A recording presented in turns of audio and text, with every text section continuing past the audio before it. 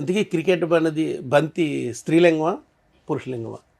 అప్పుడు బంతి ఏం చెప్తుందంటే, అబ్బా మరి నా గురించి ఆ, 11 మంది 20 మంది కత్తిల్లాంటి కుర్రోళ్ళు, అలాగే మరో 2 ముసలోళ్ళు, అదేనండి ఎంపైర్లు.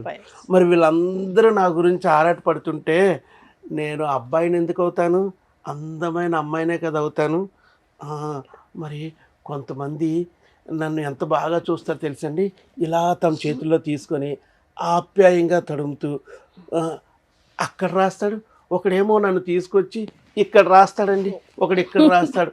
ఒక్కొక్కసారి వాడు రుద్దిన రుద్దికి ఎక్కడ ఆడి షర్టు ప్యాంటు చిరిగిపోతుందో అని నాకు కంపుతో భయపడిపోతుంటానండి. మరొకడు నన్ను చూసి అమాంత ఇసురుతాడా, వాడు బ్యాట్ తోటి టకీమని స్లోగా ముద్దెట్టి అక్కడే డిఫెన్స్తో ఆపేస్తాడండి. మరొకడు ఉన్నాడు చూశారు, అమ్మో ఆడు కొడితే 4లు 6లు ఎక్కడో వెళ్ళి పడాల్సి ఉంటుంది. ఉండండి, ఇంతవరకు అయితే టెస్ట్ మ్యాచ్లు 5 రోజులు, ఇప్పుడు T20లట. T20లో వచ్చిన తర్వాత అలాగేలా కొడతలేదండి. ఒకడేమో వెనక, ఒకడేమో పక్కలో, అబ్బా అబ్బా 4లు 6లు వీర బాధులండి. ఈ బాధలకు తట్టుకోలేనండి.